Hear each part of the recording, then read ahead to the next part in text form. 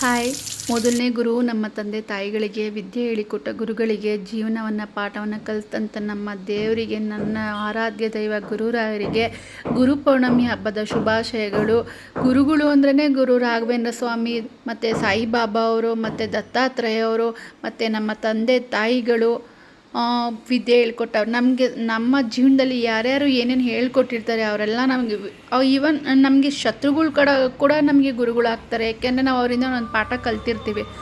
ಅವರಿಂದನೂ ಅವ್ರನ್ನೂ ನಾವು ಗುರುಗಳು ಅಂತಲೇ ಅಂದ್ಕೊಂಡ್ರೆ ನಾವು ಜೀವನದಲ್ಲಿ ತುಂಬ ಮುಂದೆ ಬರ್ತೀವಂತ ಇದು ಹೇಳಿರೋ ಮಾತಾ ನಾನು ನಿಮ್ಗೆ ಹೇಳ್ತಾ ಇರೋದು. ನಂಬಿ ಕೆಟ್ಟವರಿಲ್ಲವೋ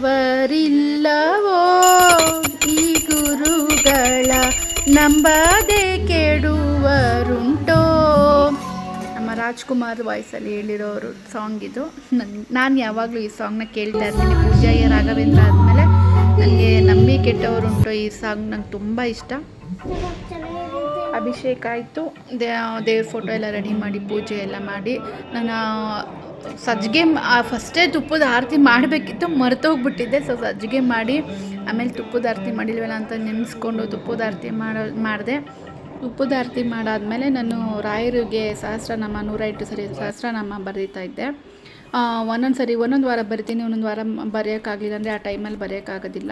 ಸೊ ಅದನ್ನೆಲ್ಲ ಬರೆದ್ಬಿಟ್ಟು ದೇವ್ರ ಫೋಟೋ ಹಿಂದೆ ಇಟ್ಬಿಡ್ತೀನಿ. ಅದನ್ನು ನನ್ನ ದೇವ್ರ ರಾಘವೇಂದ್ರ ಸ್ವಾಮಿ ಮಠಕ್ಕೆ ಹೋದಾಗ ತೊಗೊಂಡೋಗಿ ಅಲ್ಲಿ ಉಂಡಿಗೆ ತಲುಪಿಸ್ಬಿಡ್ತೀನಿ.